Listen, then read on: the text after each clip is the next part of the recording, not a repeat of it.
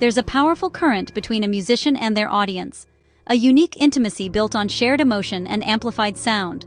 For a few hours, everyone in the room is connected by the same rhythm, the same melody, the same story. The fan in the third row, singing every word, believes the artist is singing directly to them. And in a way, they are. This is the magic of music. It creates a bond that feels deeply personal, even among thousands. But what happens when that connection turns into a sense of ownership? The line between admiration and obsession is thin, easily blurred by intense emotion. For some, the artist becomes a central character in their own life story. When reality doesn't match the fantasy, that love can curdle into something darker.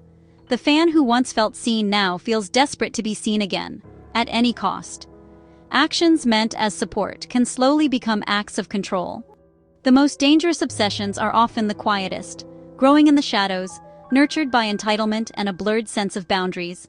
This is a story about that quiet kind of obsession, about how a bond forged in music was dismantled by the very person who claimed to cherish it most, and about the devastating consequences of love without boundaries.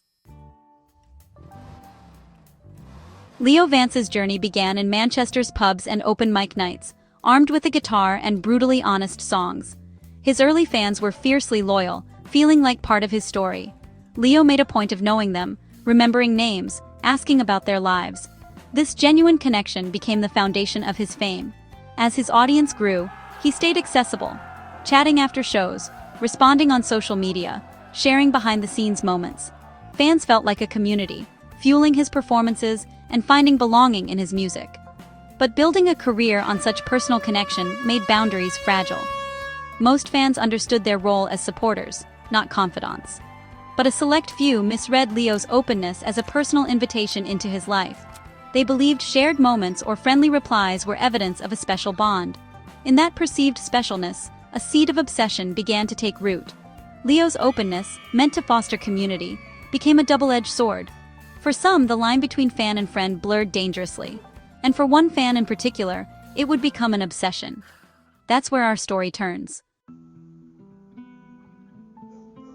Among Leo's devoted fans, Alex stood out, not for being loud, but for always being there. Online, Alex was the ultimate supporter, first to comment, most active moderator, encyclopedic knowledge of Leo's work. Offline, Alex was a fixture at nearly every show, always in the front row, singing every word. Leo appreciated the dedication, offering nods and quick hellos after shows. But these small gestures were interpreted by Alex as signs of a unique bond. Subtle shifts began. Alex started arriving hours before soundcheck, bringing unnervingly personal gifts. They showed up at unadvertised events, somehow knowing Leo's travel schedule. The band noticed. What was once endearing now felt like surveillance. Leo, reluctant to alienate a fan, forced a smile. But anxiety grew. The constant presence was no longer comforting. It was starting to feel like a cage. The line between support and intrusion had been crossed. The shift from support to sabotage was subtle and insidious. Leo's tour manager, Clara, noticed anomalies. The same credit card buying front-row seats for every show, across continents. It all traced back to Alex. Alex wasn't just a fan. They were a professional follower, gathering information on the crew, learning routines, blending in backstage. Then came digital infiltration. Fake social media accounts spreading rumors, posing as insiders, creating a false echo chamber. The rumors were never direct, but specific enough to plant doubt. A private, password-protected blog detailed every interaction with Leo, twisting innocent moments into evidence of a secret bond. Alex's motivation? They believed Leo was being corrupted by the industry and needed protection. The sabotage wasn't hate. It was, in Alex's mind, an act of love. By isolating Leo, Alex thought they were saving him.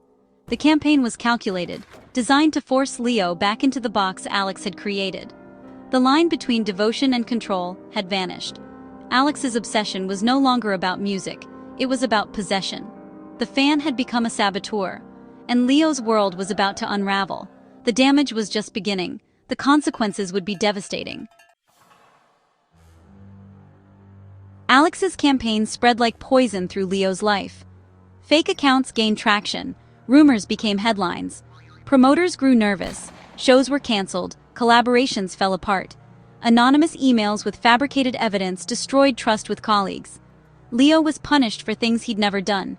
Anxiety took over. Suspicion crept into every relationship. Friends became sources of stress, not comfort. Alex's rumors created division, even targeting Leo's girlfriend with lies. The need to defend himself was exhausting, isolating him further. Music lost its joy. Performing became a trial. The once open artist became withdrawn and haunted. Alex's obsession was succeeding. Leo was isolated, his spirit eroded. The connection that once fueled him now felt dangerous. The artist was being destroyed by the fan who claimed to love him most. The fallout was catastrophic. Ticket sales plummeted, venues hesitated, and rumors became accepted as fact. The label pressured Leo to step back, citing damage control. Financial strain forced him to downsize his team, letting go of longtime friends. He considered canceling the tour, but penalties made it impossible. His mental health collapsed. Insomnia, anxiety, creative paralysis. He scrolled through hateful comments, fighting an invisible enemy. His world shrank to hotel rooms and drawn curtains. The breaking point came in Chicago. During soundcheck, Leo broke down, unable to continue. Surrounded by concerned bandmates, he whispered, "I can't do this anymore. It's over. They've won." The sabotage had broken more than his career. It had broken his spirit. The artist who once thrived on connection was now lost in isolation. The damage seemed irreversible. Clara, Leo's tour manager, refused to give up. She hired digital forensic experts to trace the fake accounts and emails. Despite Alex's efforts to hide, mistakes were made. IP addresses linked back to a London suburb. Email metadata revealed clues. Fan forum logs showed odd behavior. Other fans recalled Alex's slip-ups, messages hinting at a mission to save Leo. With evidence mounting, Clara and the team connected the dots. Credit card records, IP addresses, and forum testimonies all pointed to Alex. The ghost had a name and an address. The source of the poison was revealed. It was time to confront Alex, not with anger, but with undeniable facts. The truth was out. The web of sabotage had a single architect. The next step would change everything. The confrontation was quiet, almost surreal. Clara and a private investigator visited Alex's home, a shrine to Leo Vance. Presented with evidence, Alex didn't deny anything. Calmly, they explained their actions.